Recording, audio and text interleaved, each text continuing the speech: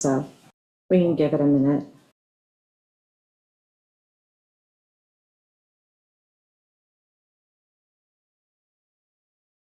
Before we get started, I just wanted to thank everyone for logging in. I know it's a last minute change, but unfortunately we had we were unable to hold our meeting last week because of a last minute cancellation. So this week we were able to get a quorum, and the committee really wanted to meet this month because it's been a while and we don't want to forget what we've been working on. So we were able to come together with a quorum for today and tomorrow. So we're going to try to continue working through the same process we've been working through. We have a meeting scheduled for February 9th. So that's set, and we're trying to pick up hopefully one more meeting in February. So as soon as we know that, we'll be posting that on the calendar for everybody to see.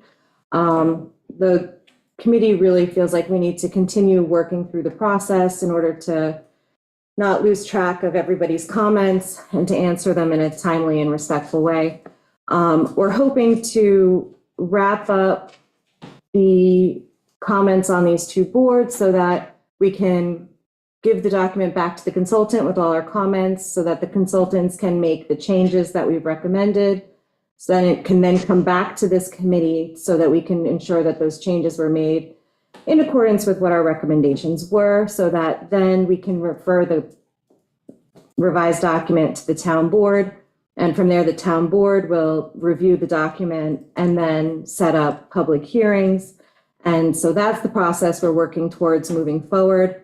But before it can even get back to the consultants, we need to continue going through the last two chapters that we have. So that's just what we're working on. Could you just remind me? Yes. Where to find that document? It should be on the website, on the comprehensive plan. If you go to committees, comprehensive plan advisory committee, and then we have discussion documents, and then comments received from the public. So instead of going into the folder, I should just go there. Yeah, it's quick there. And then today, what we're really going to be discussing is the Chapter 8 open space and recreation recommendation topics for discussion. So those are some of the ideas that didn't make it into the draft when it all got sent to the consultant. So we're going to discuss those today and see if we want to add them in the next round that will then go to the board and the public for comment. So we're going to start with those. But first, I just wanted to weigh in also as the new town board member on the comprehensive committee task force / liaison. Just apologize to the public for the late notice.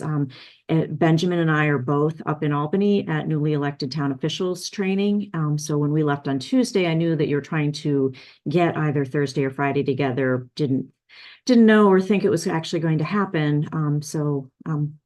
Thank you to the committee to keep things moving forward. And as Meg said, we will continue to try and post the future meeting dates for the rest of this part of the process. And just to remind everybody what the process is, as Meg said, Comprehensive Plan Committee will continue to work through reviewing the chapters. Then it goes to the consultants. Then it comes back to the Comprehensive Plan Committee to make sure that the changes that they recommended have been incorporated. Then it will go to the public and the town board at the same time. And at that point, the town board will start to go through chapter by chapter. I'm hoping to be able to schedule, work session, chapter 1, next work session, chapter 2, and just step ourselves through that process.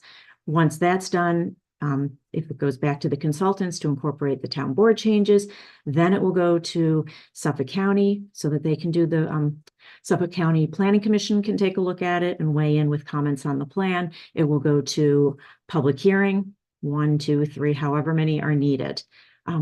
I have, the last time that I spoke about this procedure, I was hoping that we would be able to get a grant application in this year so that once we have the comprehensive plan in place, that we would apply for implementation grants to hire a legal consulting firm to work on the code changes that would be necessary in reviewing our code stuff.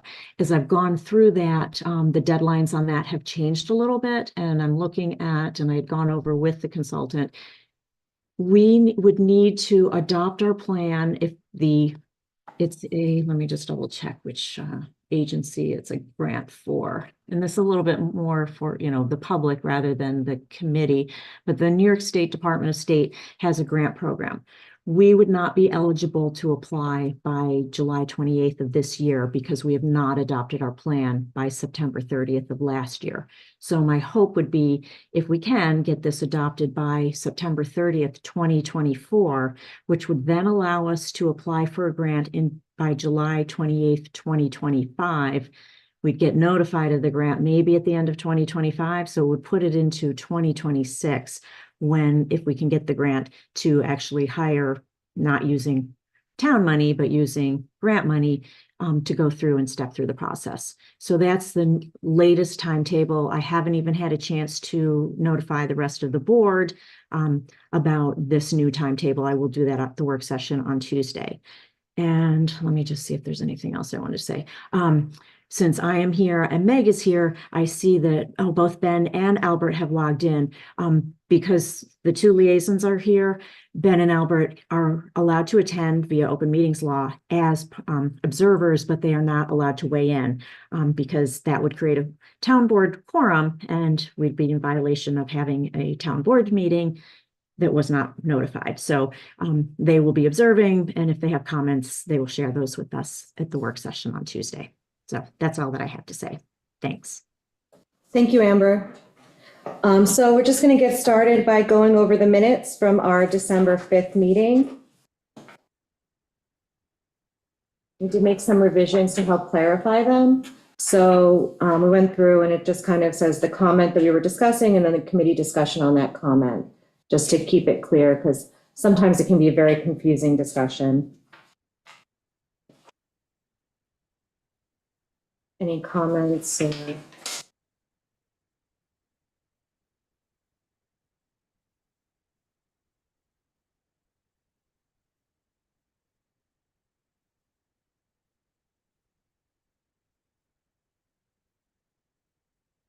you care about typos, or is that relatively irrelevant? They're not significant. Yeah. I mean, if it changes the meaning of something, then, but otherwise it's okay. I'll make a motion to accept. I'll second. All in favor? Aye.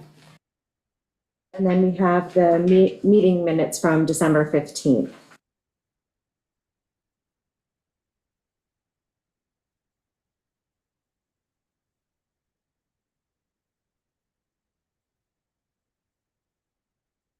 To accept them. Any questions? Can I get a second? Second. All in favor? Aye. Thank you. All right, so there's a sign-up sheet for February and March meeting dates, just so we can confirm availabilities for people. So if you don't get to do it right now, we can do it at the end of the meeting, that's fine too. Just so that you're aware, we're just trying to nail down some dates. I know March is going to be a challenge for a lot of people, so we're hoping to get some meetings in February.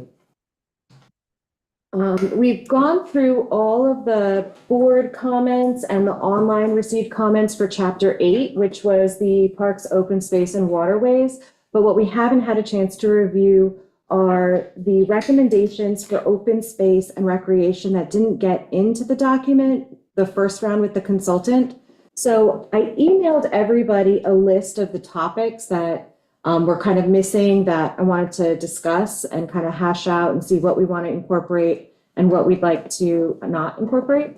So it was in your emails and it's one of the discussion documents on the website. So when you all have it out, just let me know.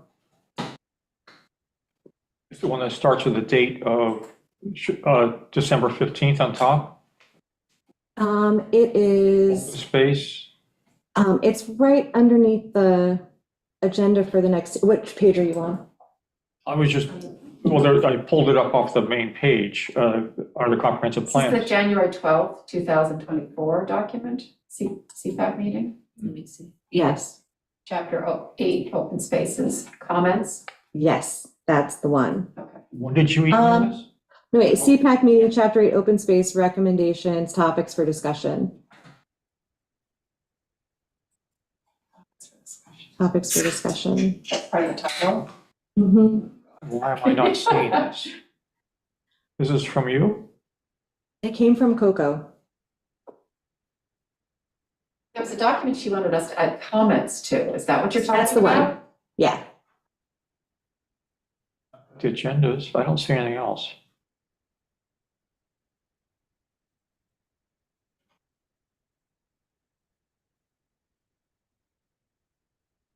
Does it start with 8-3 open space? Okay. Where was it? I'm sorry, I'm having a trip. It's okay. Where did you find it, Wendy? You will get in the SharePoint, John, I or? went to SharePoint and I had added a comment, so if you see something with Turgeon comment up at the top, it might be it. Let me get out of this.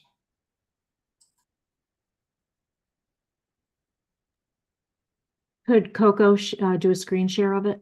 Yeah, and it's on the website also. That's the draft. No, Yeah, I'll I don't see this email. Oh, It was not an attachment in an email. Oh. You had to go to, through SharePoint to get to it. no. My Go into It chat. doesn't work on my computer, so. Okay. I'll share my screen.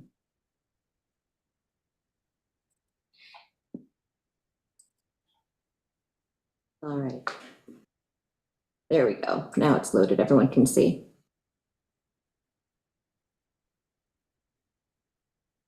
Oh, that's what I was looking at. So you did have, you had it open. No, but it's as a, if you go to the comprehensive plan, you pull up, scroll down, it's chapter 8 comments, and it's right there. Okay, perfect. All right. So we realized we were missing some open space comments. So what I pulled together the things that had come up in conversation and kind of put them together in one place. So the first one is open space. Continue to preserve lands with high quality natural resources, including wetlands, watershed, shorelines, significant trees and woodland, and wildlife habitat. Those lands with recognized scenic views and smaller parcels that could provide for village greens or neighborhood pocket parks. Is kind of like the general headline of the open space, what our main goal would be. And then continue to purchase open space parcels. Purchasing land for preservation remains one of the surest ways to protect the land. The town continues to have a steady stream of income for land preservation from the Peconic Bay Community Preservation Fund program. In addition, the town continues to receive grant funds and participate in partnerships with other entities to purchase open space. Prioritize the existing parcels for open space in a public process and using the following parameters as guides.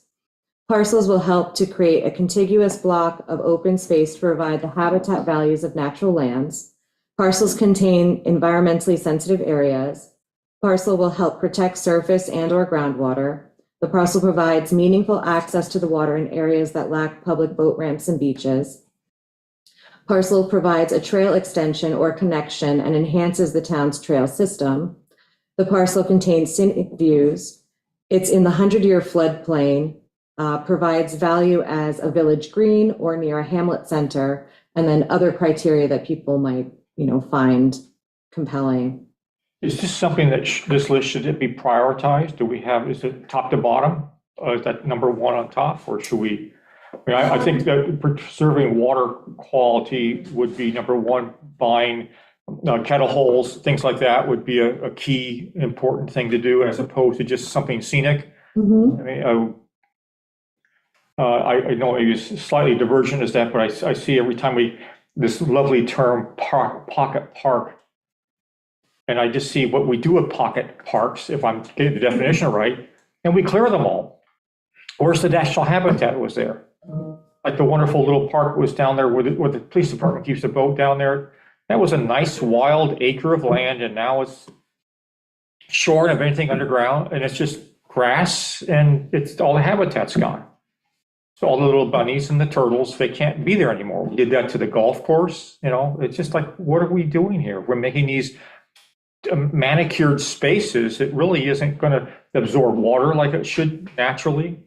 I don't know, just we have like an odd it sounds good to preserve this land, yes, but then what do you do with it to help it maintain the reason why it was preserved is to keep the Need a habitat. stewardship plan. Stewardship Right. plans are a little bit faulty. Right. So I hate to encourage this if we don't really have a more water-centric focus on why we're preserving that land, unless it was those specific things. A view, we need it for the, some specific community function, like a dock for a police boat, I'm just throwing it out there. Yeah. You know, but even still, it should be done with the way that's environmentally correct. This is where I saw a little bit of a conflict between 8-5 active recreation recommendations and this first set of recommendations. Because a park is a classic example where you want to clean it up and empty it out, but then it's no longer a natural habitat. Right. And then we did make more maintenance for our staff that are already working their butts off to try and just do basic maintenance. So they're mowing 10 acres of lawns from there. Like, come on, you know, really, I know, sorry, I'll stop. No, it's a fair point, and it's actually the next big bullet item I have in here. So this first part is just the open space, identifying and procuring parcels. So that was part A, and then B is identify other financing opportunities and mechanisms to protect land, including additional local bonds, partnerships, and other financial tools, including bargain sales and estate planning. And then the next is ensure that information about options for landowners regarding land preservation is readily available on the town's website, as well as in the planning and land preservation departments. So we don't really have like a land preservation department. We have the CPF committee and we have the planning board. So, you know, that can kind of be more in the CPF venue. And so to John's initial comment, the CPS does prioritize based on that list. Mm-hmm. This list we see here. Right. They break them into, I know, different schedules or tiers based off their impact. Mhm. In those, I think they kind of looked at it holistically and then kind of rank properties. So it is being done, and whatever we put in here needs, I think, reflect that, unless it needs to change. Right. But we should definitely make sure that we're saying the same thing. Right, but is this order correct for us? Is this? That's not in any sort of order. Okay, so maybe it would be appropriate to order this in some way that would be more aligned with our overall goal of preserving our water. That's maybe we've sort of said water, water, water throughout this whole thing. Is that where we maybe should put another little, requirement in there? I don't know. We can. It's also kind of a tool to use to analyze each property that comes up for sale. You know, how many of these criteria does it meet? Right. You know, if it meets more of that criteria than another parcel, then it would probably be preferable for purchase. So if we just move the third one to the first position, just simply that should be a priority. I mean, it's not, if we, Why not find out what the Community Preservation Fund, how they ranked it?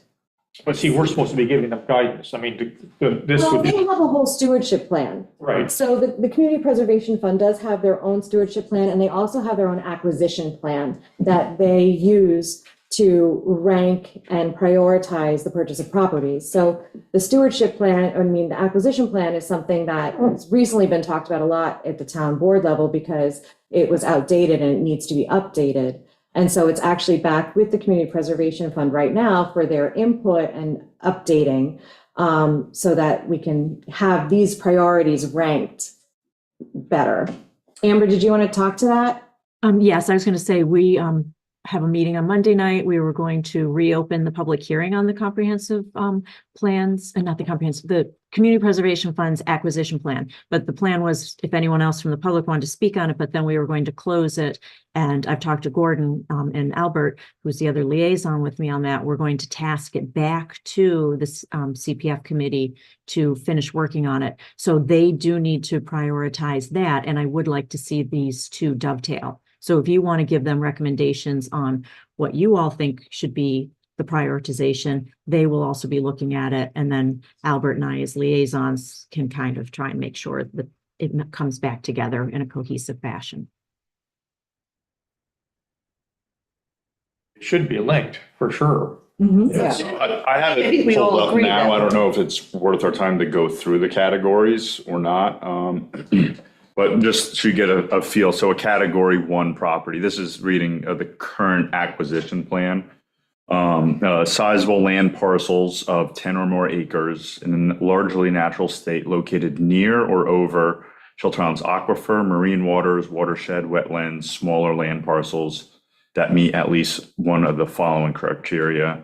And it goes on to a few others, but the primary was specifically protecting for the aquifer, runoff, kettle holes. So that's their number one, and it remains number one. They don't. That would be a category 1 property, and it goes on for category 2 and 3, which meet other criterias, but anything really dealing with the water, it seems like would be a category. By just simply moving that one up to the top, I think you have actually a pretty good list here. Right. So it's groundwater, it's open space for habitat values, environmentally sensitive areas, again, surface or groundwater Yeah, quality. I'll just delete that. Okay. Yeah, it seems I redundant. copy pasted that. But not to do this in a vacuum. If it's being currently redone now, we should definitely get their input on what it's going to look like and make sure that this reflects. Mhm. As long as they put the water factor highly ranked, that'd be the only thing I'd be concerned about this.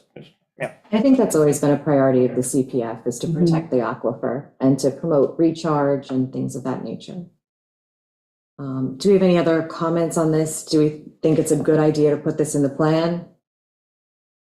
Recommendations? Recommendation to move Yes. this forward? Yes. Okay. The next topic is land stewardship. So John, hopefully this speaks to what you were saying. Land stewardship is an important aspect of the land preservation program and involves managing town-owned land as well as monitoring the town's easements on lands where development rights were purchased or where preservation was a condition of a subdivision approval. The purpose for managing and monitoring land preserved with town funds is to ensure that the use of those lands meet the purposes for which they were preserved. So that's kind of the intention of stewardship. And then continue to manage town-owned open space and nature preserves through a land stewardship program. The town manages the open space nature preserves it owns through routine maintenance and stewardship plans. The stewardship plans outline the uses for each preserve, the trail system, if any is on that preserve, and other appropriate uses, as well as steps the town should take to responsibly manage the property for the purpose it was preserved, including creating and maintaining parking areas, wildlife habitat management, and trail maintenance. To ensure successful stewardship and maintenance, the Town and Community Preservation Fund committees shall review property stewardship management plans every 2 years with the intention of ensuring that they are adequate and being followed and make adjustments as necessary, maintain current trails and public access points to town nature preserves, open additional preserves to the public as time and resources allow, create policies and/or guidelines for routine maintenance of town open space and nature preserves, continue to write, adopt, and implement management plans for all preserves, and create a trail system that includes links to existing trails, recreational facilities, and new trails where feasible, establish a formal process for the public to report problems at preserves, and educate the public about everyday land stewardship values they can follow when visiting preserves.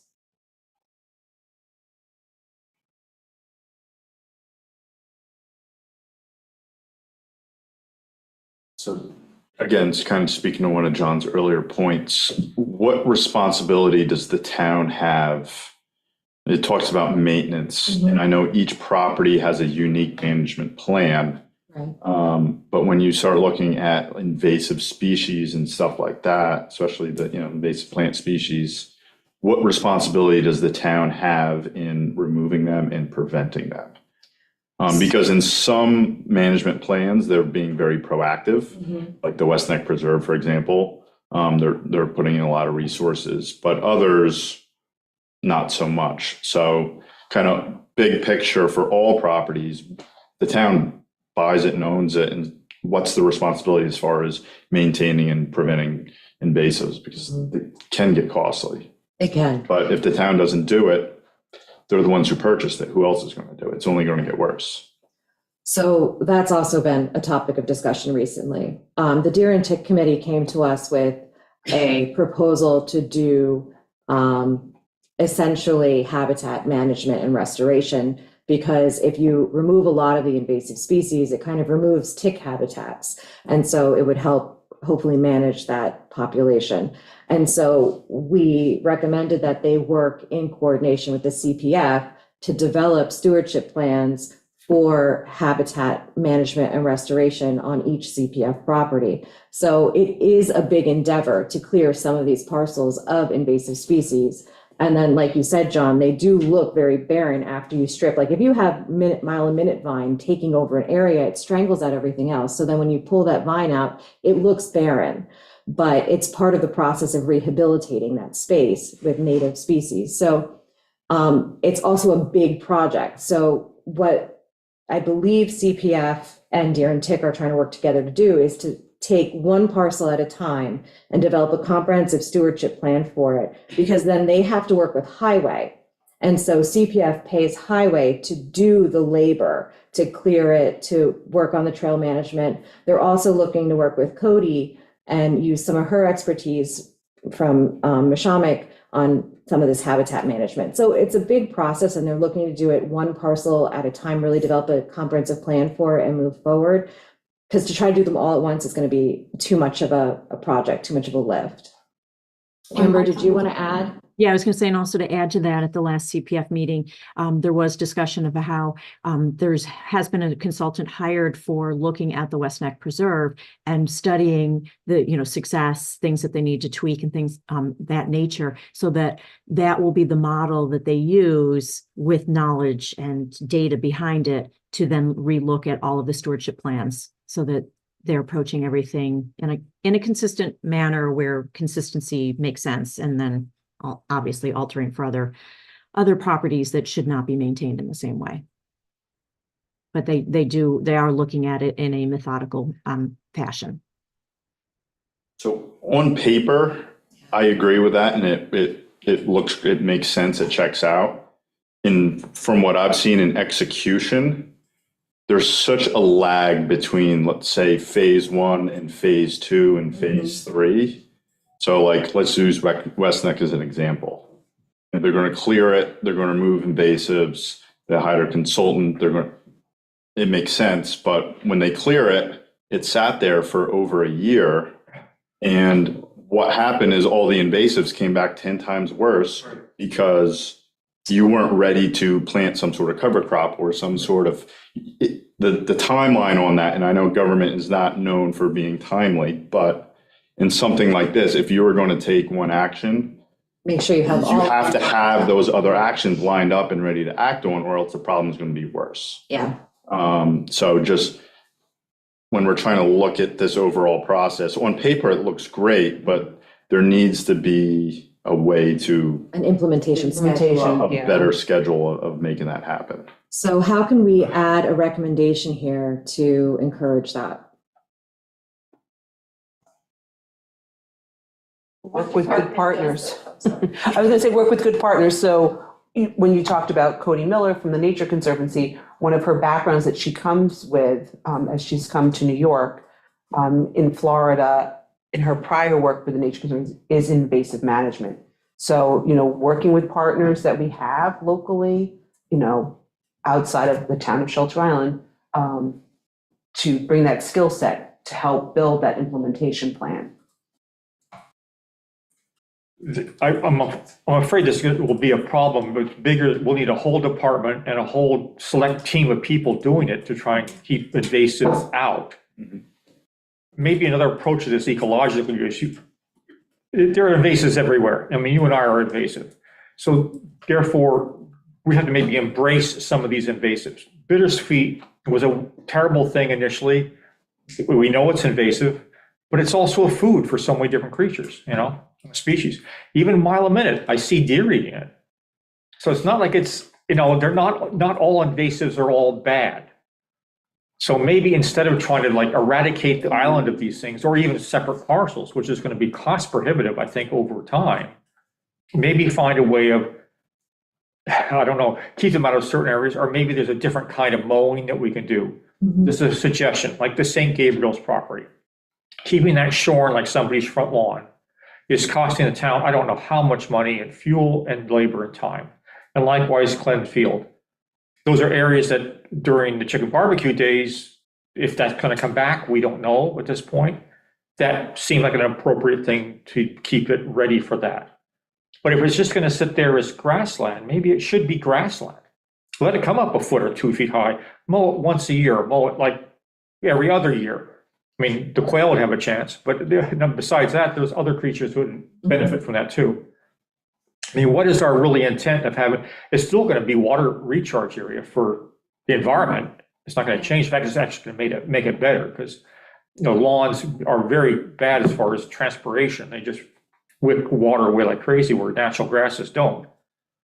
So it's a really thorny thing we're getting into here. I don't know quite if we can come up with a. I think it's I think it's the right questions in the wrong document. I think it's. You're right. I think in even my previous comment, I think it's more appropriate at the CPF level Right. and just getting that through, those members and those people involved. I guess Can we ensure that at the comprehensive plan? You could articulate what department in the town, in conjunction with the CPF, are going to be monitoring, responsible, or formulating the plans for each of these areas. I mean, the town here is a pretty vague term. Right. Yeah, I mean, technically, the CPF committee is responsible for the stewardship plans and coordinating with highway to, So it's highway. implement those plans. Well, highway does what they're directed to do by CPF. Right, but that's the plan that they're actually going to do the work here. Could we add, maybe have them include, specific we can get here, but include like a timeline? Before they take an action, do they report to the town board, or how much freedom are they given with the management plans? Or the management plan gets approved and then basically it's up to the committee to help, Yeah. perhaps, And coordination with the highway. right, and their implementing some sort of availability. timeline in there. So that way some of these issues can be seen. And funding, I imagine, comes, Yeah, oh, definitely. budgeting somehow. It can get expensive. I think our goal would be is as long as it's strongly represented in this, that we should have some sort of least invasive management plan, if you will, and the least amount of time consumption and or fuel consumption, maintenance, I guess the maintenance factor, that would be our goal. So like I know the idea with the West Neck one is to have something that has a low maintenance factor to it. Right.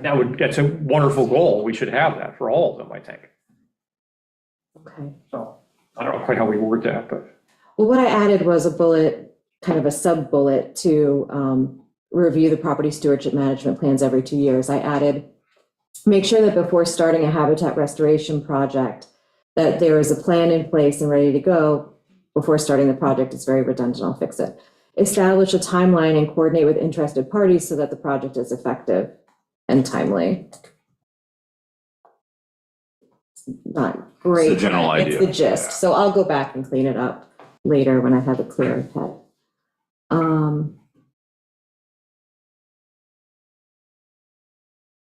Are there other things that we should add into the whole stewardship concept?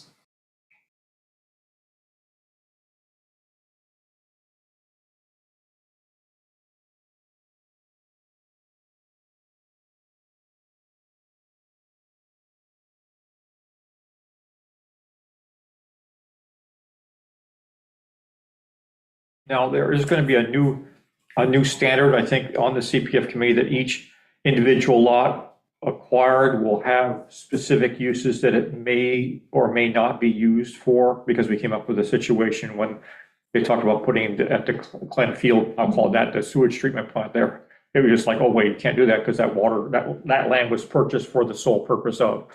So if that's going to go forward, we'll still have that kind of like caveat or flag on every piece of property as to what it can be and not be used for. It's in the deeds for each property. Right. In the CNR. So, I mean, we can keep a running list of what those things are. I don't know if there is a running list. Amber, do you know if there's a running list of restrictions for each property? Or do we I'm just kind not of look it sure. up? I'm not sure because I'm too new as a liaison to the committee. Yeah. I mean, historically, if we had a question about a property, we pulled the deed on it and looked at it and saw what the restrictions were. Right. Most of that's available in the CPF documentation. Sure.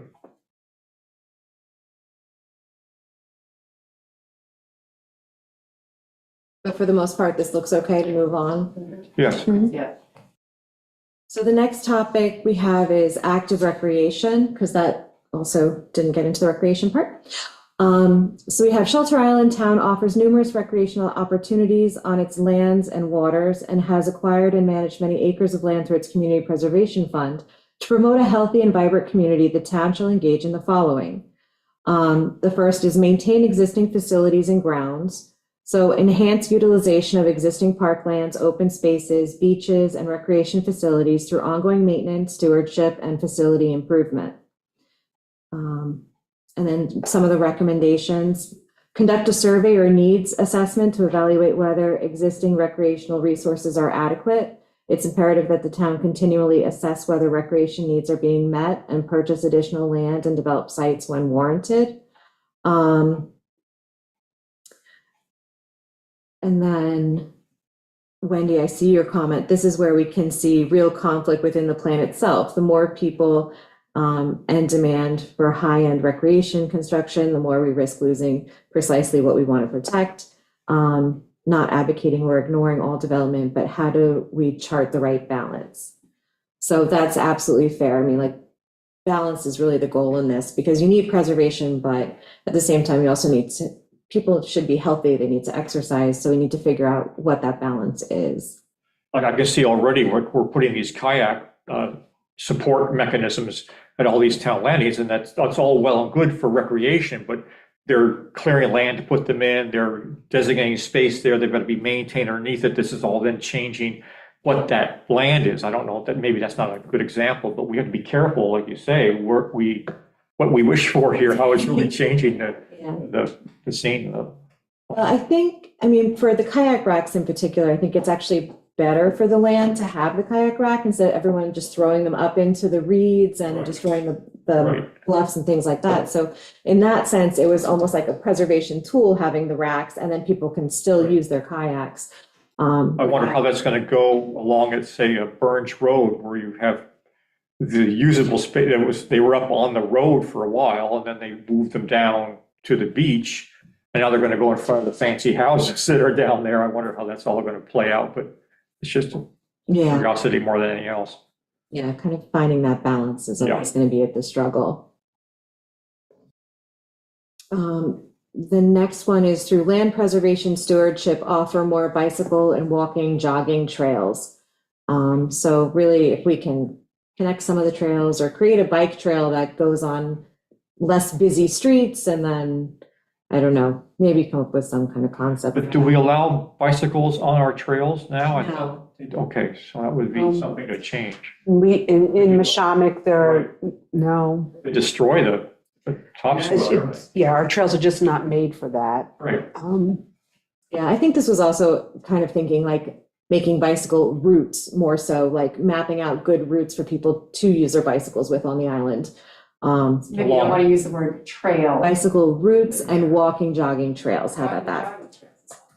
Yeah, Routes, yeah. But the route would be on the on a road. paved road, okay. Right, Maybe we right. really should clarify that. Yeah, as we're saying, that needs to be more defined. Yeah, Dog parks are a big thing on Shelter Island that people are looking for. I keep trying to find a way to make that happen, at a nature preserve, we don't allow people to walk dogs on the trails. I think perhaps maybe in Sylvester Manor they do, but people are always looking, more and more people want to walk their dogs in a safe space. And, maybe the town wants to have a trail system made for doggy park. Yeah, There are lots of things that just, I don't think that the CPF trails prohibit dogs, I don't think But- we do. they're also not very long, so it's not like a long walk with the I dog, know, it's just, short. But at least it's not on the roads, which Right. have very narrow shoulders, so it's Yeah. tough. right. That's true. I would rather have dogs in a dog park than on the bathing beaches, personally, Yeah. just, I Correct. feel like that's, I would too. so, I mean, possibly a dog park.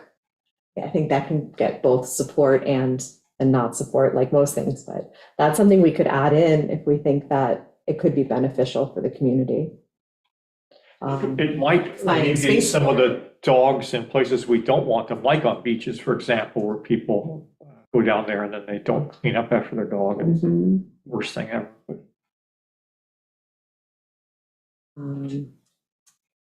If you had a fun place for dogs to go to with their owners in a dog park designated area that, When I answer the phone in my office, there are calls all the time, especially in the high season, for people looking for a place to walk their dogs.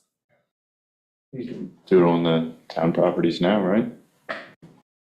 I mean, yeah, there's no prohibition.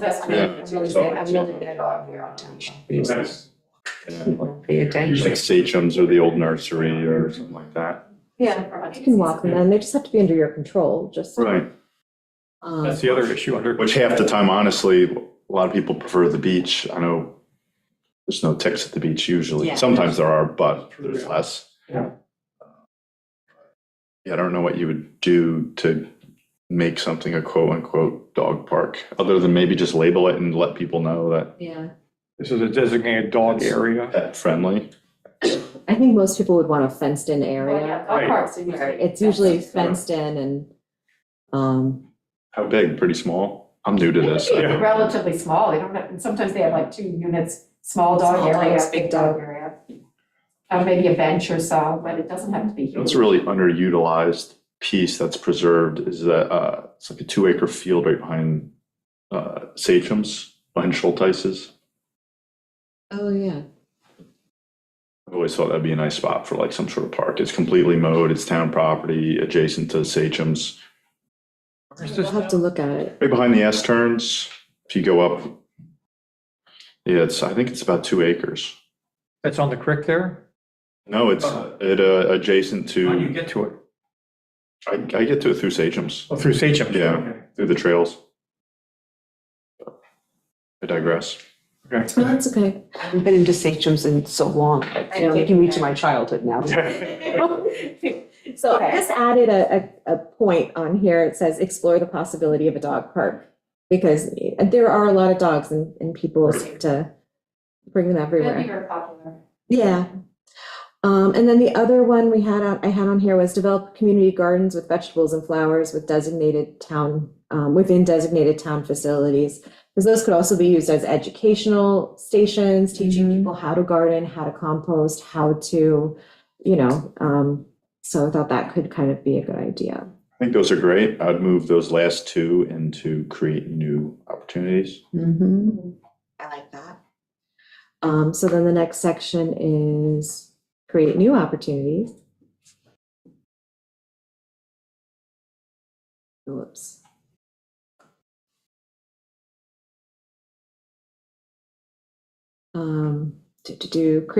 Create new recreational opportunities and facilities. So conduct a feasibility study that would include researching the availability of funding, public and private, operation, public and private, and suggested location of a year-round gymnasium and swimming pool facility.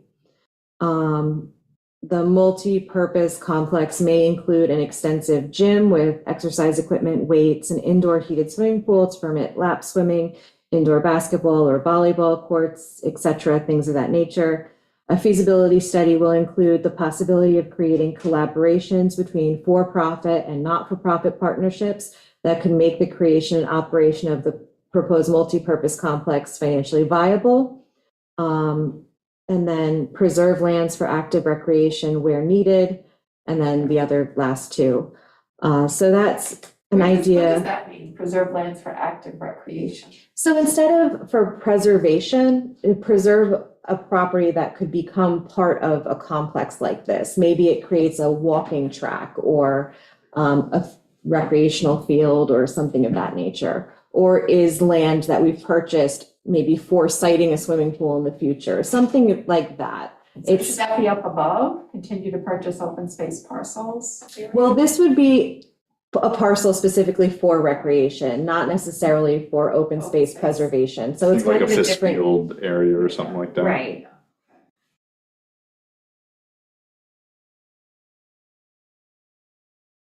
How do people feel about that idea? I know swimming pools can be controversial. We've had a few groups come to the town board and lobby for a swimming pool.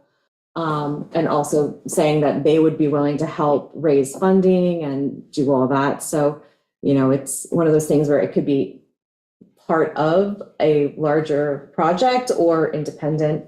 But I think a facility like a multi-purpose facility that could include maybe a senior program, it could include the youth center, it could include a gym, Project Fit kind of thing in it, might be very beneficial for the community. Swimming pool's been talked about for more than 20 I years. know, that's So if why if I didn't put it here somewhere, I would get yelled at for not putting it in. Jay would have your head. So a swimming pool has been talked about for 20 or more years. You know, people say, oh, we live on an island, go swim in the bay. Mhm. But there are so many benefits to it from young kids learning during the off season to seniors having it for therapy.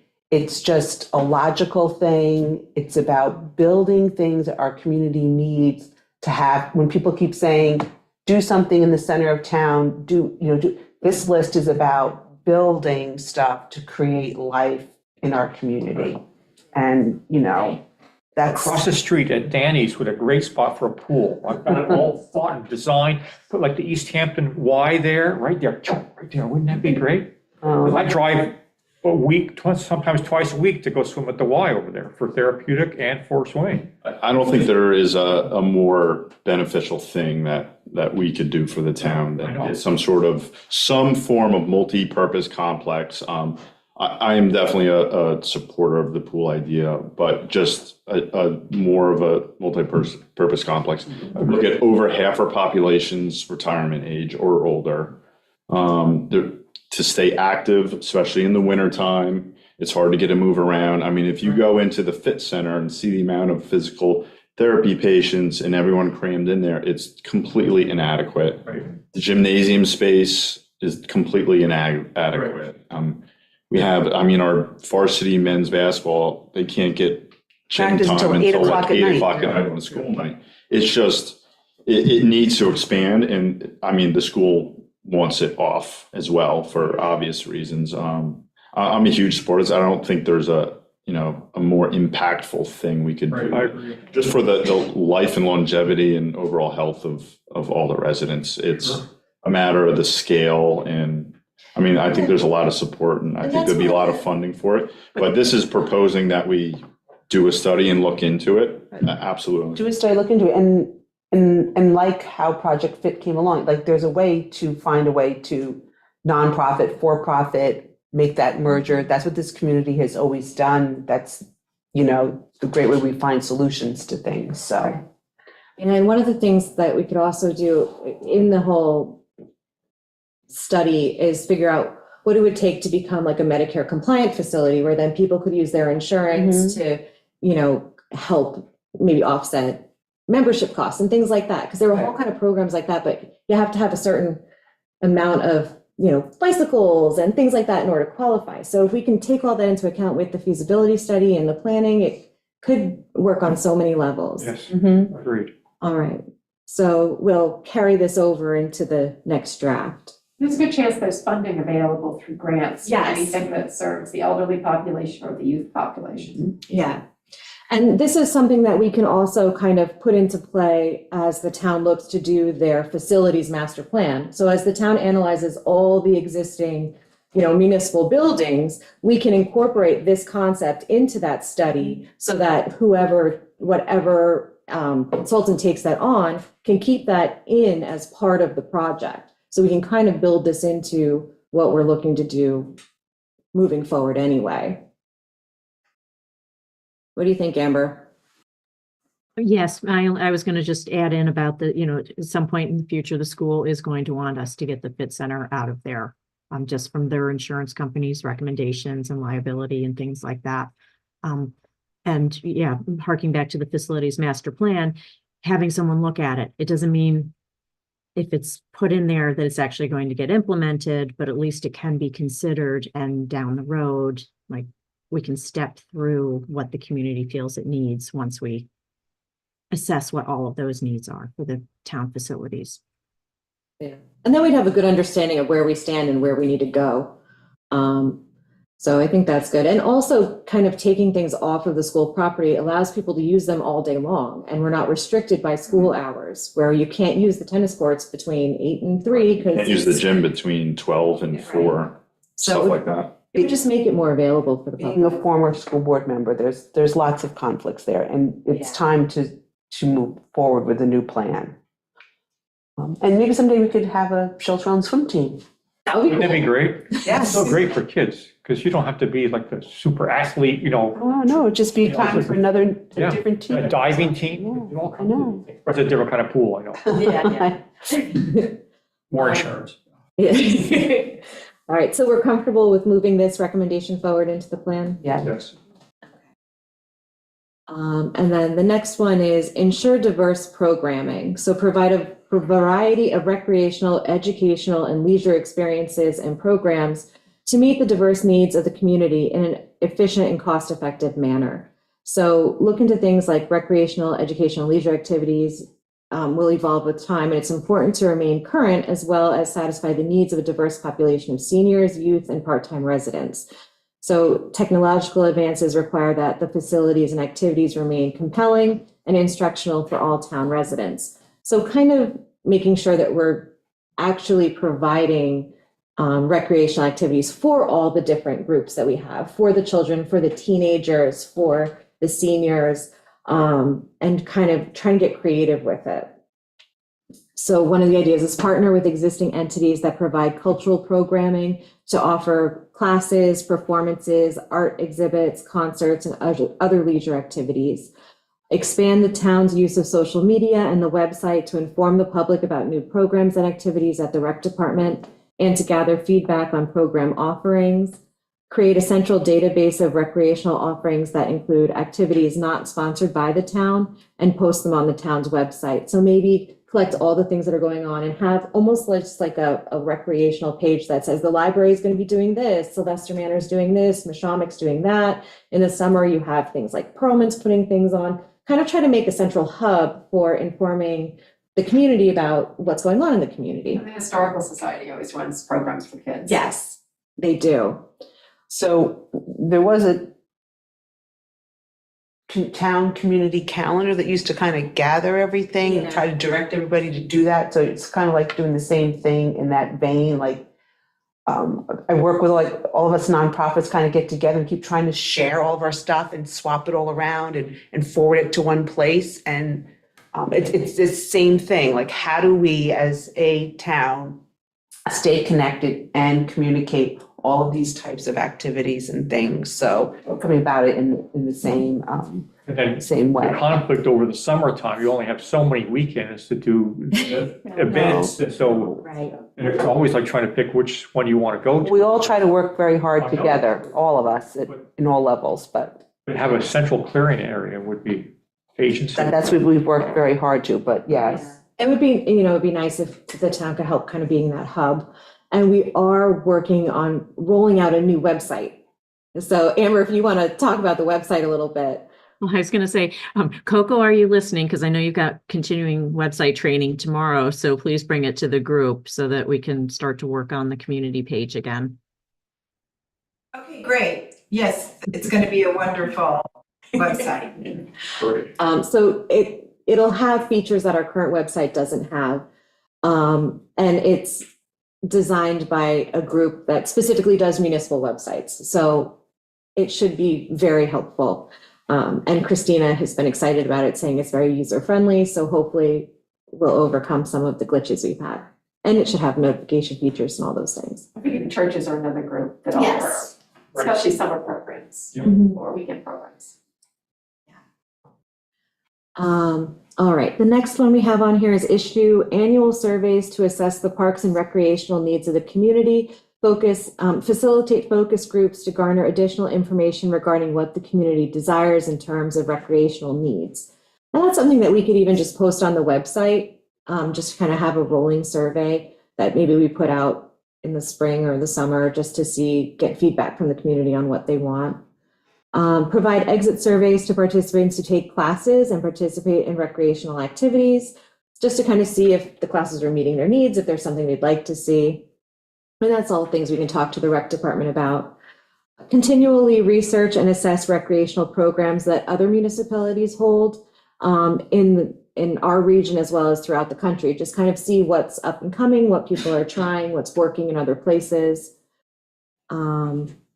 Develop recreational offerings devoted to seasonal outdoor activities such as bird watching, cross-country skiing, archery, fishing, and deer hunting. Like maybe try to develop some clubs or some community groups that, you know, enjoy these different activities. Julia started doing that with the archery, like teaching school-age children how to just the art of archery, which is interesting, but maybe we can do that for different ages, get different Some groups actually I together. talked to the Deer and Tick about is trying to set up like a permanent archery Mhm. area. Yeah, Down by St. Gabe's was good for that purpose, but maybe something a little more extensive, Mhm. just so people have a safe place to to practice. practice. Because we've had issues where people are trying to practice and, you know, maybe there's a ricochet or it's just not safe in all areas. So if we're trying to promote this, then if we can have a place where they can go safely, Right. I think I talked to some Deer and Tick committee members. There's a couple locations that could easily work. Well, there's benefits to that because then you can also learn from other people who are doing it, you know, learn how they shoot or what they use. And it's helpful for building a sense of community. We have that new club on the island, the Wild Swimmers. Did you see that in the paper? I You did jump not. into frigid water. They've got a group of about 15, 20 people that go weekly. Polar Bear Club, a week. It's like Polar Bear. they call them, I think, the Wild Swimmers. Mhm. The Wild Swimmers of Shelter Island. Check it out. It was in the report last, I'll check it out. it was last week. And then deliver programs and activities that are reasonably priced so that most households are able to participate. The other thing that we can do with that is see if there's some way to have maybe a group, you know, sponsor some people who can't maybe afford it. Yeah. The Educational Foundation is phenomenal with this, Yeah. to give them a shout out. Do they do that for summer programs or just during the? Yes, Yeah. all sorts of programs. And I know, Lines. And the Lions does too. I want to say Quinnipiac had a special this past summer. So I think organizations are starting to come around to help try to get Because a lot of more. summer camps are over, you know. for- Right. Oh, a lot of them are insane. Yeah, exactly. So I thought this was a really important point. I agree. Wendy, I'll read your comments. No, that's all right, we're kind of going over. Okay. So is there anything that we should consider adding or changing or incorporating in these? We feel comfortable with them?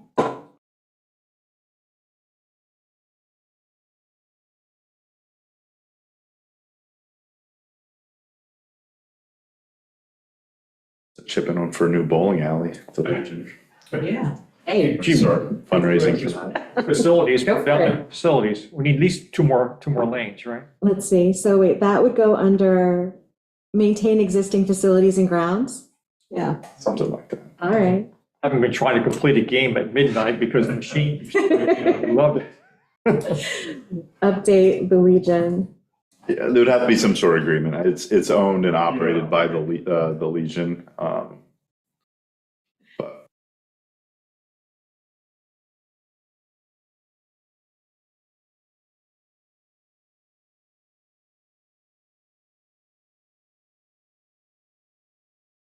But it is, people can get booster memberships and a lot of people have gotten the boosters and I have rented it out booster. and had bowling party, bowling birthday parties, stuff like that. So, I mean, it's a really cool thing a lot of people don't know is on the island. Mhm. So I wrote explore opportunities for updating the Legion Bowling Alley. Great. How's that? All right. I like that addition. Maybe say the public-private somehow, I mean, it's assumed, but maybe clarify that if that's important. I don't know if we need to say that. It would have, I mean, if the Have to town, be, it would have to be. But if someone else sees this and says, what do you mean you're gonna build? Okay, Clarify, yeah. okay.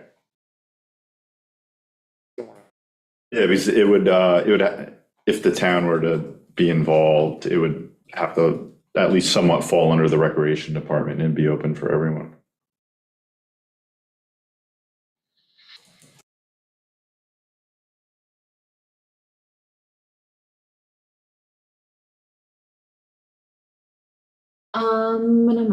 Next, promote health and wellness is the next topic. So initiate a townwide wellness campaign to improve physical and mental health.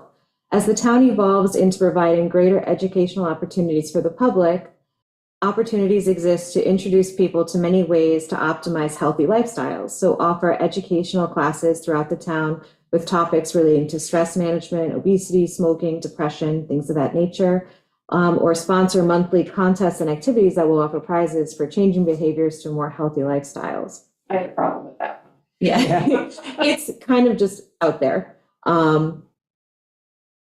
Yeah, it's a very good, okay, how, in theory, but how would it be monitored? Education does make sense, but that can also be part of a vibrant healthcare community. True. I mean, would it help having some kind of sponsorship of AA organizations or meetings? I know we have some on the island now that are taking place in various churches along their facilities. But I'm wondering if mentioning that directly would be helpful. Drug information, addiction in general, perhaps. Right. Maybe that belongs in the quality of life chapter more because we touch it there. We talk about mental health services that like the connections that we have. We talk about social work. So maybe this doesn't belong here, this belongs somewhere else. You know, it says parks, open space, waterways, it's kind of Right. Yeah, really, I would move it there too. That's a All good right. point. All right, so we'll take this out and then, promoting health and wellness can obviously take place outside, and it's wonderful if it does, but it's. Provide a multi-sports complex so they could exercise and. No smoking inside, you know? Yep. All right, so we're comfortable with moving these recommendations forward in the chapter. Yes. Discussed. Okay. I'm going to unshare my screen and just see if there are any comments from the public about this portion, if I can get it to do that. Ah, there it is. Couldn't find my stop share button. Now, these would be inserted into that chapter, Into this right? chapter, yes. So it would follow the goals and recommendations that are already on there. We would just incorporate that as the next. So it kind of covers the things that we're missing. Does anyone from the public have any comments on those recommendations we just discussed? Those topics?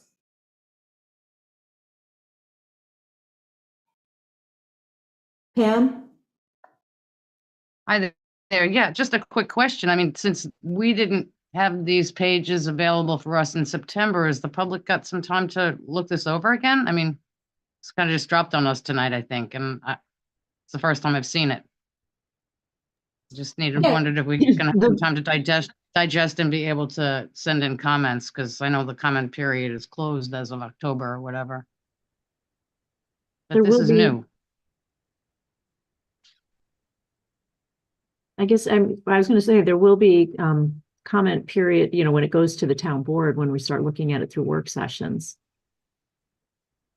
I know, but this is a document that wasn't really posted, and it's strange that it's posted as comments, because I wouldn't have thought that it's labeled that on the website, so I didn't even think to look at it tonight before tonight's meeting.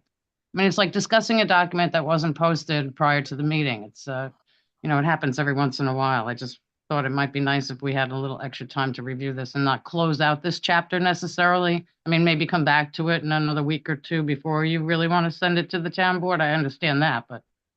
just Well, to we're give not sending it us to a the little- town board tonight. No, I know that. No, I know. I'm just saying, I know you want to move on to the next chapter as well, but maybe just give us a little more time to look this part over and put in a couple of recommendations perhaps. That's all. Maybe a week. Yeah, I was going to say, Meg, Something- maybe what we can do is, proceed with tonight and then tomorrow, moving on to chapter 9, I guess, and then maybe just this section of chapter 8 at the Yeah, if February people have, yeah, absolutely. Okay, But that'll at least give me tomorrow to look it over again, for sure. That'd be Yeah. great. And just so you know, Pam, this was all posted on the website prior to last week's meeting. So it's the same agenda. So it's been up on the website for at least 2 weeks. Yeah, I guess So- I didn't realize it was additional stuff for chapter 8 because it's labeled just as chapter 8 comments, which made me think that it was comments that came from the public as well. No, I It didn't, it was labeled comments. I didn't think to but look at it. I just didn't think to look at it by its title. That's all, Meg. But It's thanks. okay, Okay. Pam. It's okay. Okay. Yeah, there's plenty of Okay. time for you to comment on it. Yeah, so we'll, Yep, yeah, I we will know. take comments. Yeah, we'll take comments in, like at the February 9th meeting on this piece. And then when it goes to the town board, people will be able to send in their comments as the town board goes through it. And then we'll have the public hearings as well. So. Yeah, I'm not really that concerned about that. I just, before you closed it out and sent it off to, BFJ to take a look at it, just to give us a little time. That's all. Mhm. Thanks a bunch. No worries. Anybody else? Yes. Lily? Can you unmute me? Okay, great. Just a comment about the first discussion of prioritizing water in purchase of open spaces. I just suggest that we be very careful about the language because of the attempt to shift the priorities and add as a criteria the attempt which was closed, the meeting that was closed in December 28th, to source water as a criteria for purchasing land. So I think we better be careful how we write it. That's all. Okay, thank you. Anybody else?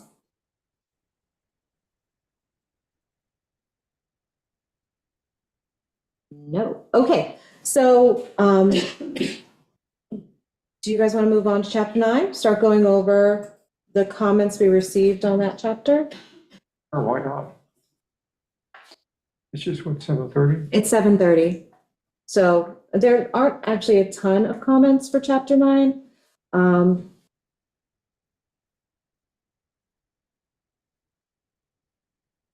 So we can get. Meg, Yes. it's Stella. I'm sorry to. Hey, Stella. Hi, guys. Just one question. Did you already talk about the historic section of this particular and the Heights comments? Did I miss that meeting? Yes. Okay, I'll But look if at you the have video. additional comments, we you can bring them up when we go about it with the town board. We went through all we did talk about all the comments that we received. Okay, I'll watch it on the video, and then if we have any questions or comments, we'll send it along. Okay. Thank you. All right, so chapter 9, quality of life. Which one do I want to go through? There are 2 pages from the.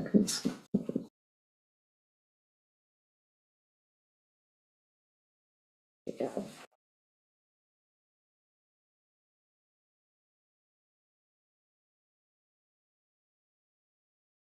So on the summary board, the comments that we received about chapter 9, which is the quality of life chapter. Pull this up.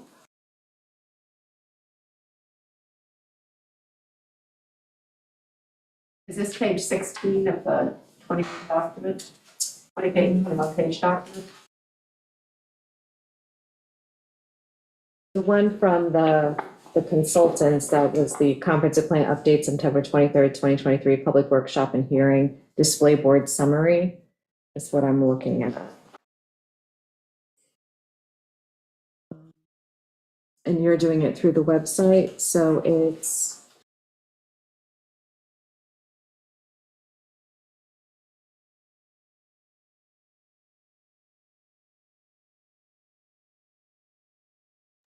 Yeah, if you're trying to access it through the website, it's under discussion documents, 923 comp plan update, public workshop, display board summary, BFJ planning.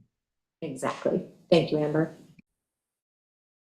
So the summary board received the following comments, that the police need to know the noise code, that Shelter Island needs to be better prepared in major weather catastrophes. What would life be like for residents on the island after a Category 4 hurricane? And that Shelter Island is getting older and needs to ensure all residents have access to the resources and support they need to thrive. And then someone commented that that's not a local government function. So on the summary board, those were the comments that were received. And then on the recommendation board, the comments that were received were that there's an issue of town rural character, solid 6-foot-high fences, balkanized many neighborhoods. The problem is deer.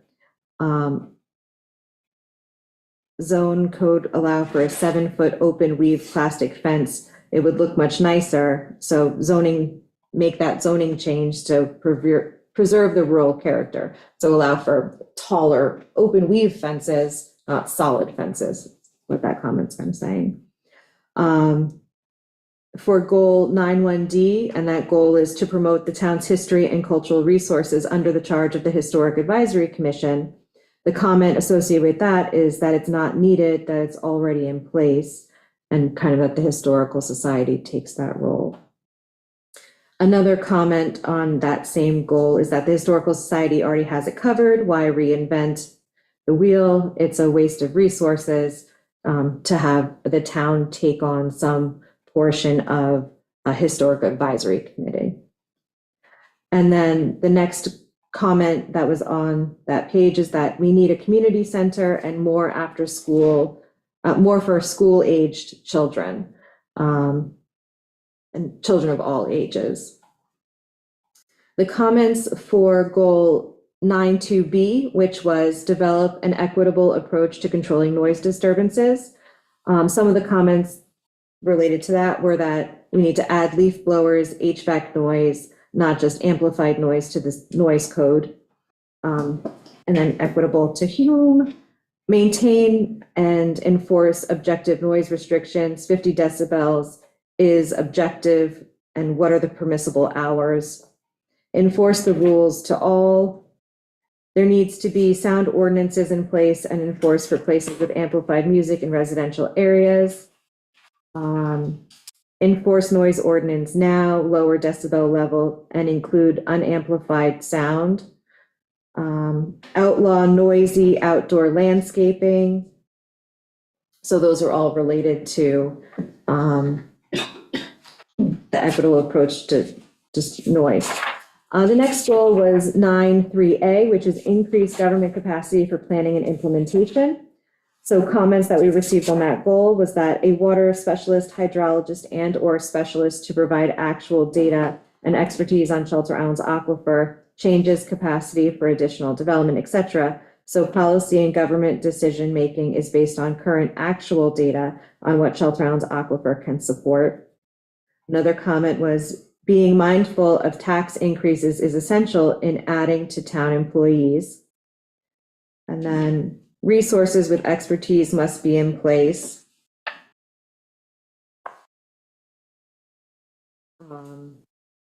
More time for public to speak. And those were all on the utilize new tools for communication and transparency. The next comment was on goal 9.4B, which is address food insecurity. And some of the comments received was that poverty aid is ad hoc provided by the Lions Club, the food pantry, and churches. It needs to be coordinated to meet the needs. Another one is that it's not sufficient to address high poverty level on the island. The other is it's not a local government function. For the goal of developing a facilities master plan, they say it's a living document. More detailed information would be needed.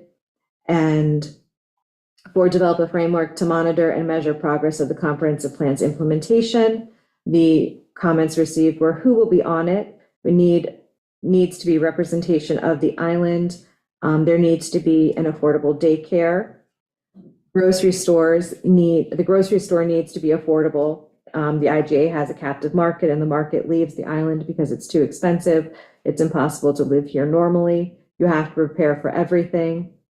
And then the other comment we received on the board was that kids have a lack of things to do after school on the island. They need a better community center. Everyone can't hang out at the library 24/7. Kids need to move their bodies, meaning that they need more activities.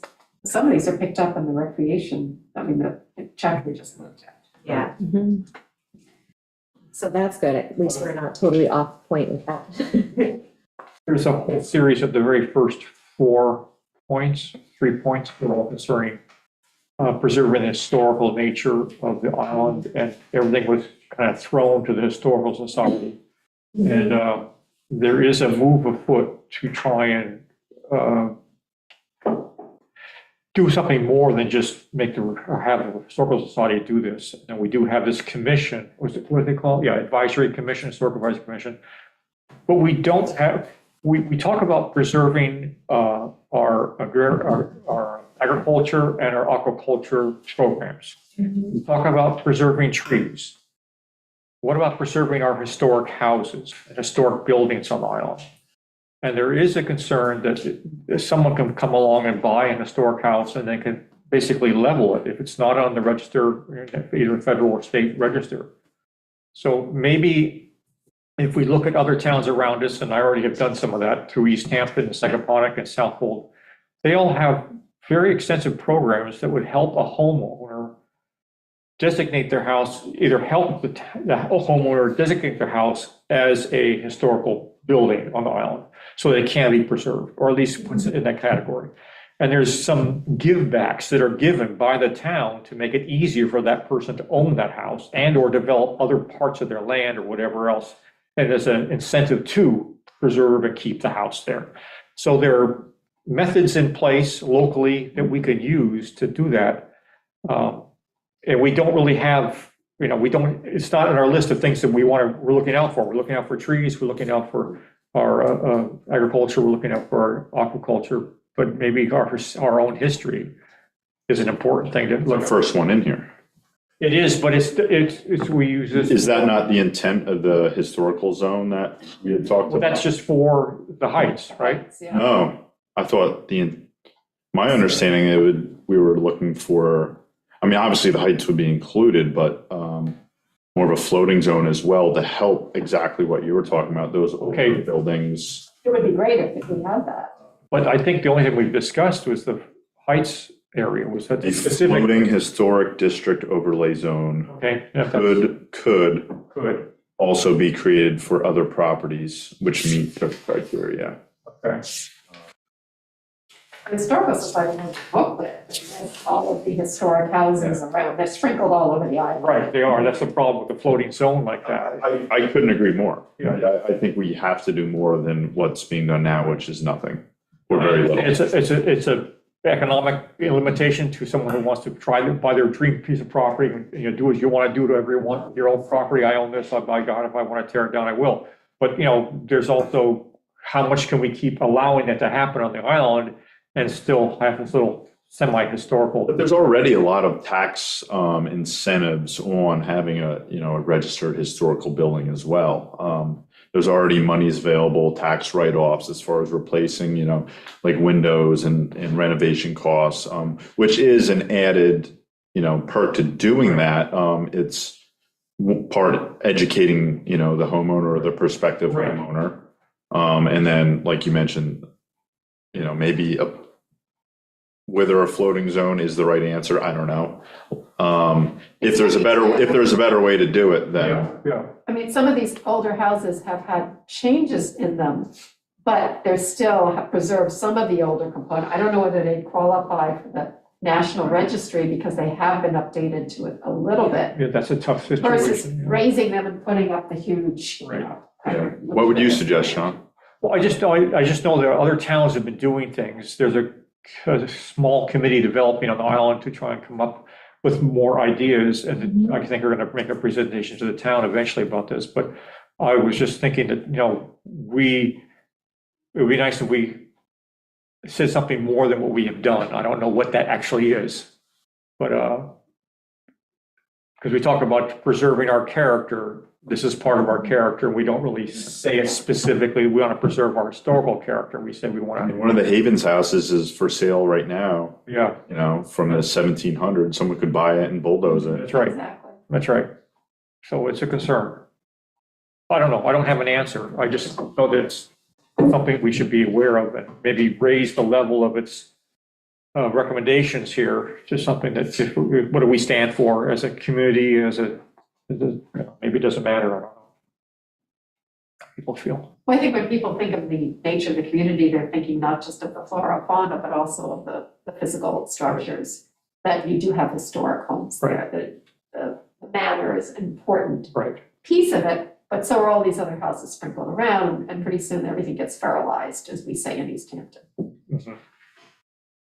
So maybe we write a recommendation into the historic district zone or the historical advisory commission on creating maybe some information on how people can either designate their home historic, even if it doesn't meet the National Register kind of regulations, but maybe we can have an island list of historic properties and people can choose to go into that and maybe see if there's incentives that we can set up or see if there's some that already exist that people could tap into Right, by something like doing that designation. Yeah, Because to get on the historic registration list, it's hard. It's a big it's deal. very hard. Once you start doing Yeah. something, you've lost it and Right. you don't get it, you don't qualify for grants or anything. It's Right. very Yeah, difficult. oh, yeah.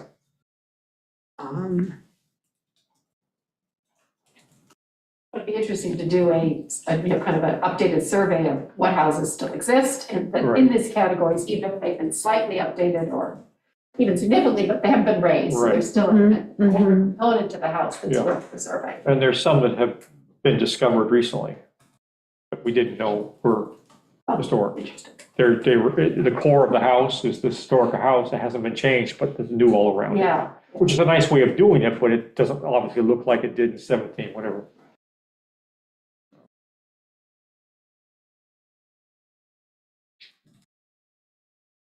We could make a historic trail on the island of historic houses, and maybe the historical society could do something like that. Maybe Sunnyside has done that. Yeah. I don't think, years ago they did They it. did, they also were, recently, they were doing like a bus where you could go around and they would be showing various houses. Was that this summer? Yeah, Oh. well, it's actually fall, we did, started in fall. Right. I was thinking like a self-guided tour type thing where someone can go pick up the pamphlet Yeah. at the town hall and here's the tour. But as a new homeowner, or if I was in the market for the Havens house, on the, would I know what I should try to preserve history, or would I just think like, well, it's mine now, I'm raising it and putting up what I want? Yeah, I think maybe if the home is already listed on some kind of historic registry for the town, then when people go to purchase that property, they could be notified of that, and then they can decide if they want to work within those guidelines and purchase the property, or if maybe it's not the right property for them. So maybe we set up some kind of guideline system, some kind of registry. But something to look at, definitely. Yeah, that people could like voluntarily put their home into. Sort of like the way people can donate land for land preservation, their house can kind of be set up to be preserved in its state if it is a historical I don't want to structure. open a big kettle of fish. No. East Hampton has used their CPF money for Mhm. purchasing homes, historic homes. So it is something that has been, that the law has been adjusted for certain uses. What do they do with the ones? They've used them for like, Their whole town hall, all their town hall systems. Yeah, oh, that's where all those little houses, Yeah, yeah. that's where they okay. got them from. And they moved them there because Yeah. but still they had them. They used, they've also purchased like famous people's homes. right, and yeah, de preserved Kooning's them as house was museums, purchased that as kind the of- museum type thing. Okay. So those are all the comments that were on the boards. So why don't we stop here, see if there's any public comment, because it's just about 8 o'clock. And then when we come back for tomorrow's meeting, we'll start going through the public comments we've received online. We'll review those, and then we'll see if there are any other adjustments we want to make to this chapter. Does that sound like a plan? Okay. I'm going to stop my screen share, and we'll go back to the community and see if anybody has comments. Stella, I see your hand up. You're muted, Stella. Can you hear me now? I can. I should have it down pat by now, but anyway, sorry. The heights for our 150th, we did, for example, a walking tour, self-guided, and it really worked beautifully.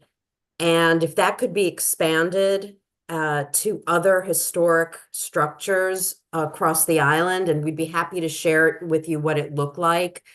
And as far as expanding chapter, I think it's 77, we gave extensive comments about what we think could happen.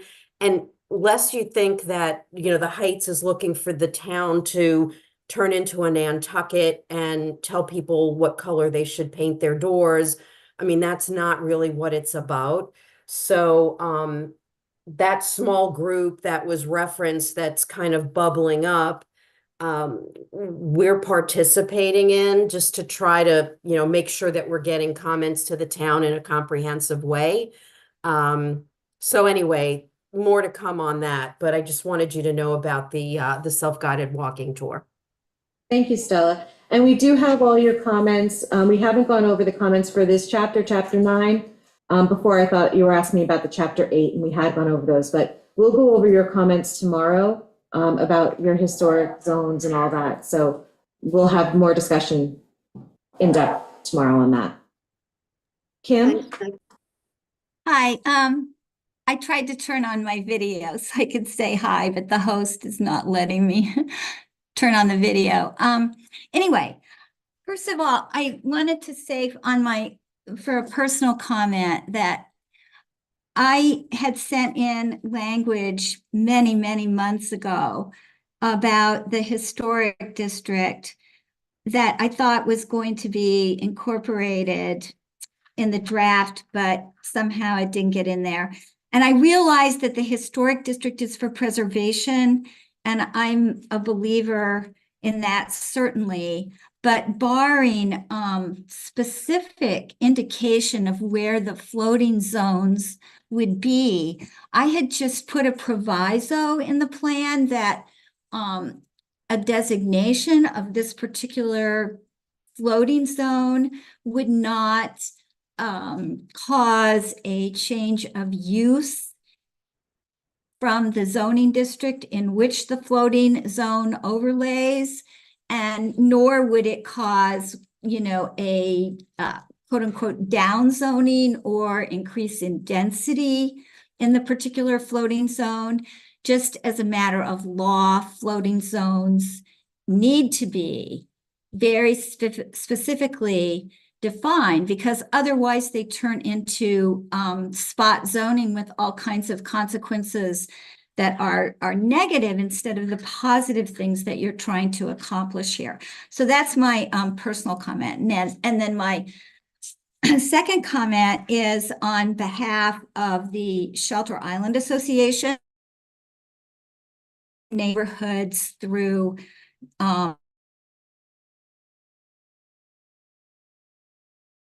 You're breaking up, Kim.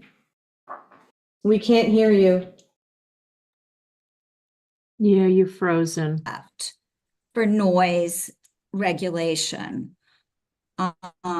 Residents of neighborhoods in Shelter Island do not want the town's noise ordinance weakened in this comprehensive plan. So Chapter 9 and implementation, and Meg read these various comments from the public boards on 9.2, and there were 8 of them, which was a lot for any particular goal or implementation, and they were all in favor of strengthening the noise code, not weakening protection, which is what this new equitable standard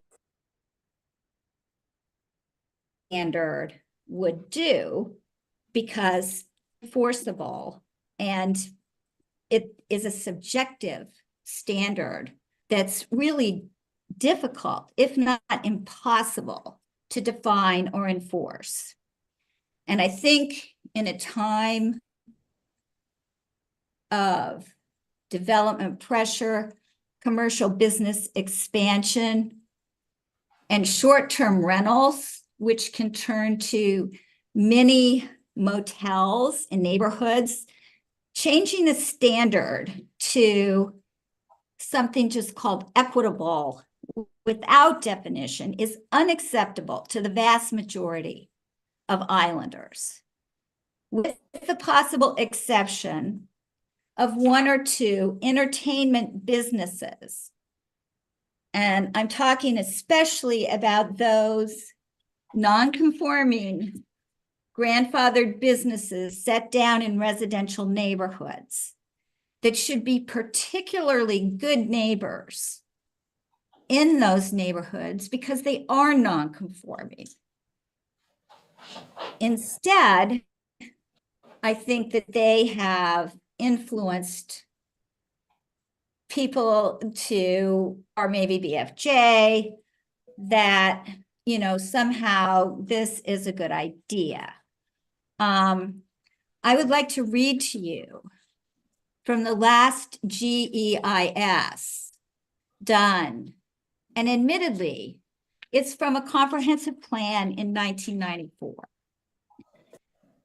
So this is a quote. There is large concern on Shelter Island regarding noise, principally activity noise associated with social activity. Adoption of, and now they're referring to our existing plan, would signal the intention of the town to again attempt to find the formula for controlling noise. And in fact, the town did find a formula. And that formula is a measurable decibel standard and should not be weakened or, you know, a sense that it needs altering in a new comprehensive plan. And I'm going to continue to, just bear with me, read again from the prior GEIS. Unavoidably, as the population grows, the ambient sound level will rise. As summer populations grow from under 10,000 to perhaps 16,000 persons, the number of power lawnmowers, electronic entertainment systems, and boisterous parties will unalterably grow. As traffic grows from 28,000 vehicle trip-ins per day to over 50,000, the amount of vehicle-related noise will unalterably grow. What I am talking about, though, is the specific thing that's happening in this CP, where you are replacing an intentional scenario where people are creating unreasonable noise, especially amplified music, for their nearby neighbors.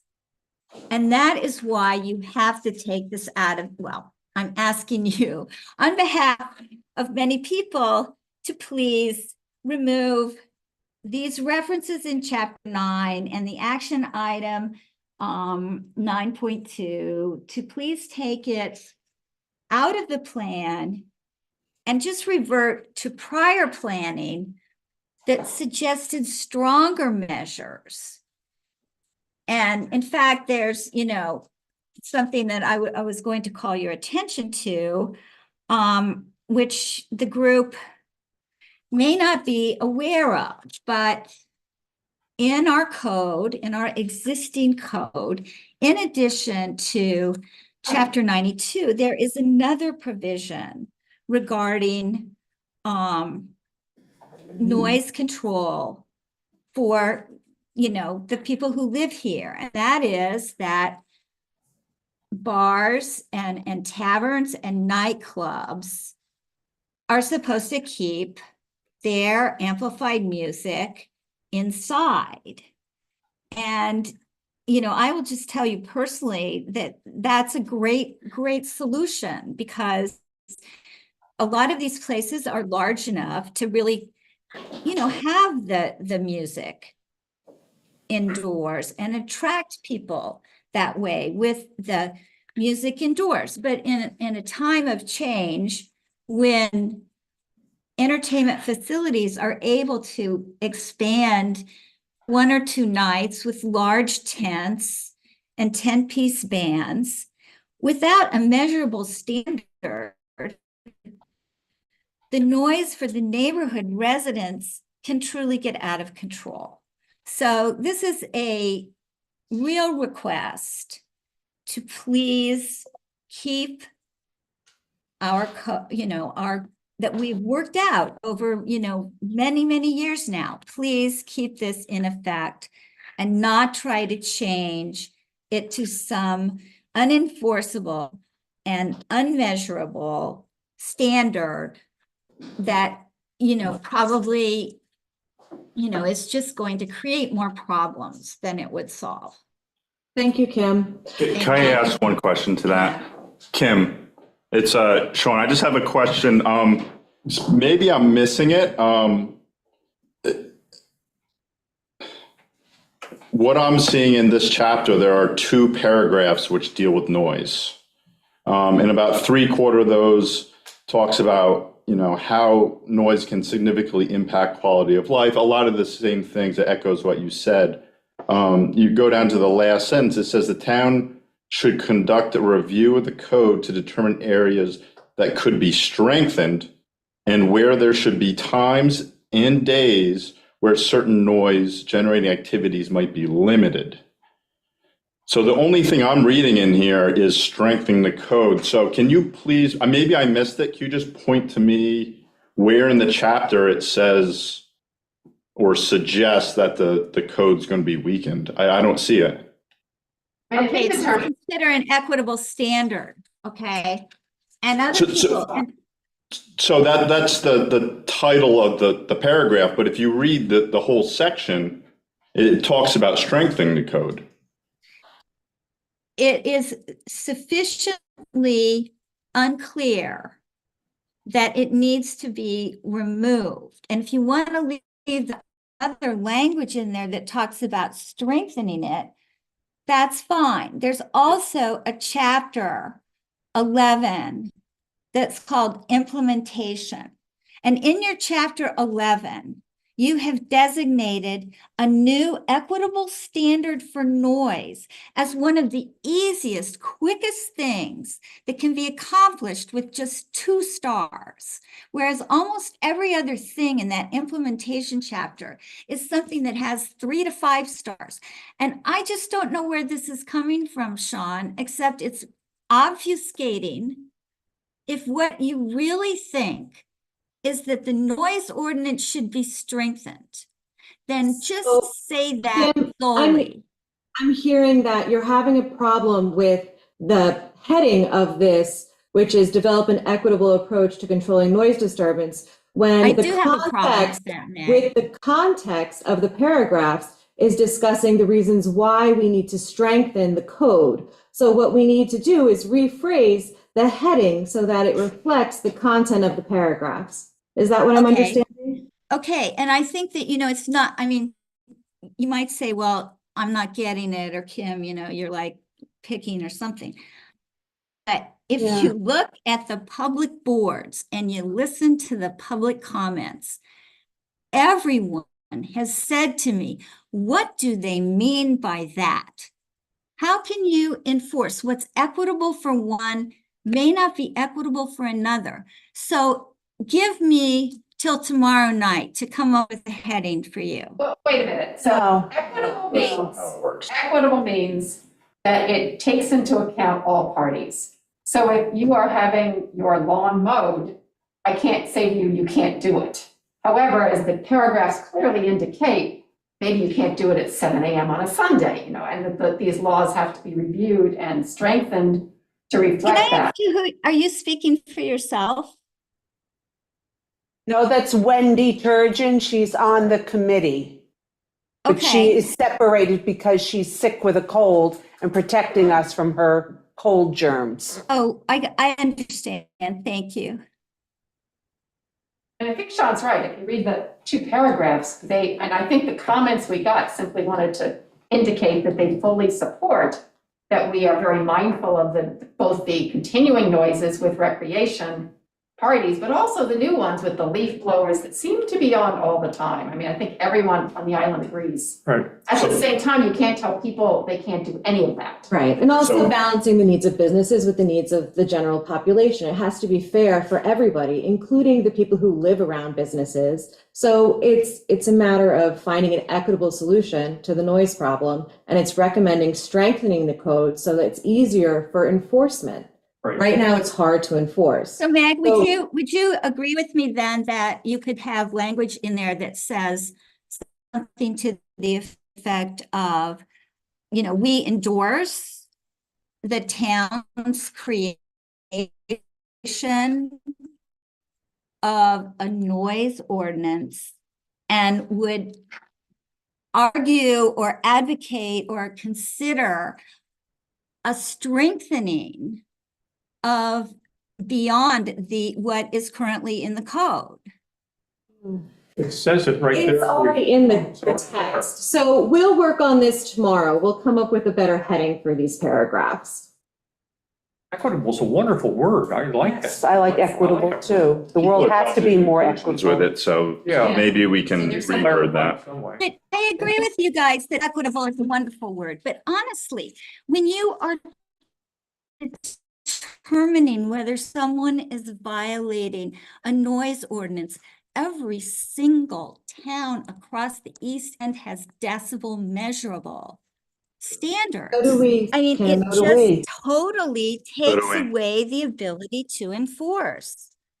I'm sorry. Okay. I'm sorry that, I'm going on and on, but I just really feel that I'm representing a lot of people who feel this way. It's not just me, it's a lot of neighborhoods. And it's not just You represent people too. businesses and it's not just lawnmowers. It's all kinds of That's your idea. unreasonable. Thank you. We Thank you, Kim. Thank you, Kim. Sorry, not an issue, Kim. We understand.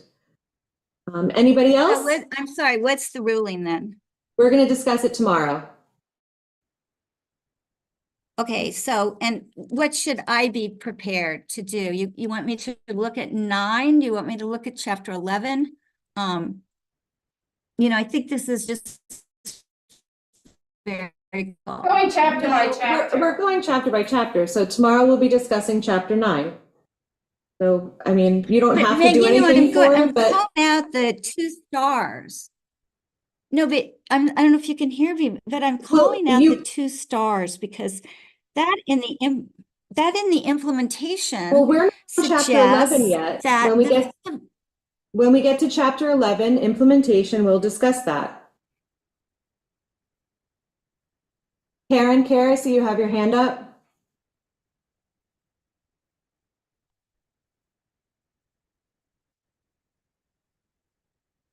You need to be reminded to unmute. Oh, Karen, you're muted. We can't hear you.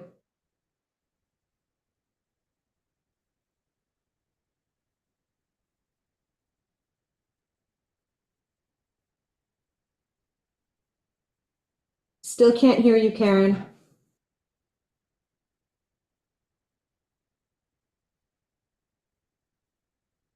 A while ago? Maybe.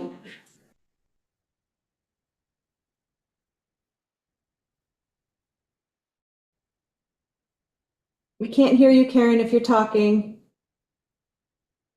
Does anybody else have something to say while we wait for Karen?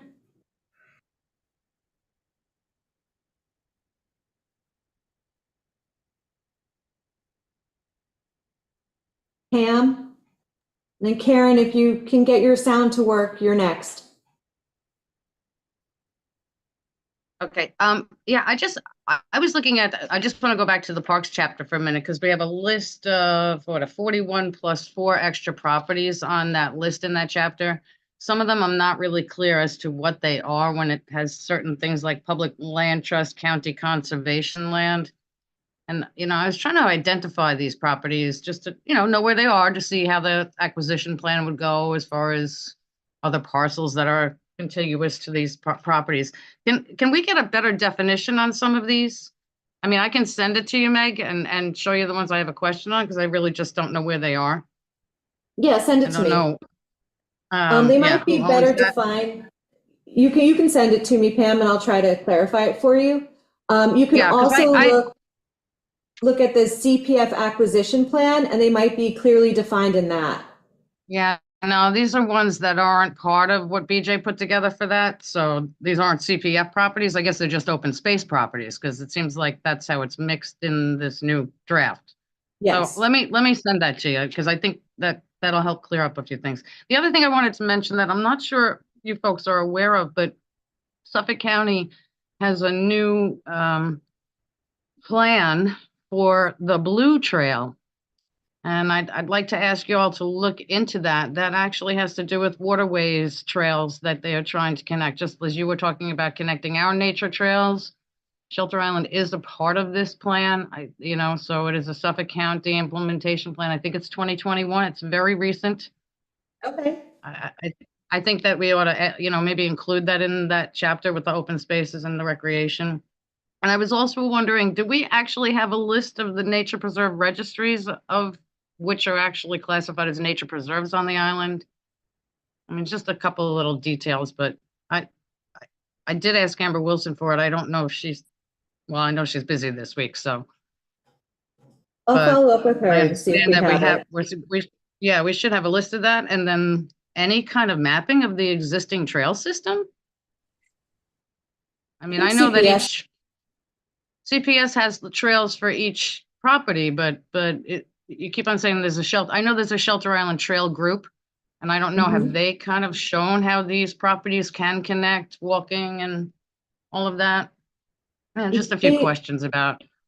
Yeah, they work mostly with the CPF properties and their trail system. Not many, I mean, some of our CPF properties are adjacent to other parcels, but that's something that we have in the plan to work on, Pam, is to help develop that. Yeah, nice to have a map of those. Yeah.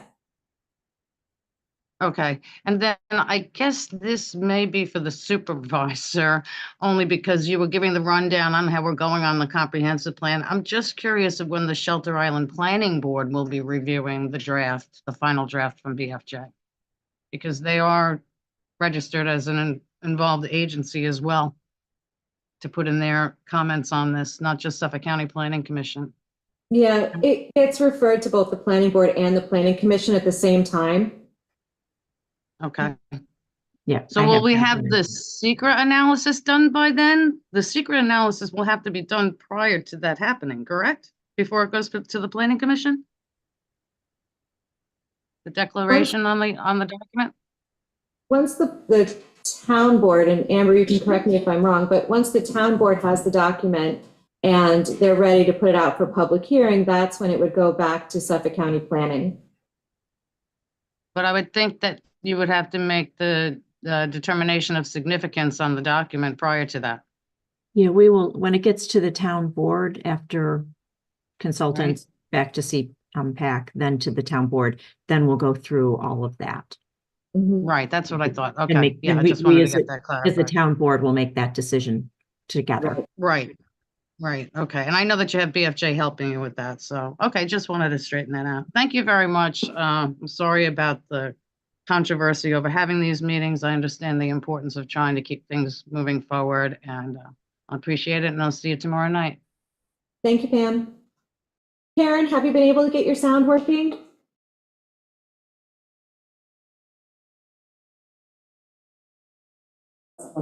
All right, is there anyone else? Now I'm going to make a motion that we close the meeting. I'll second that. All in favor? Aye.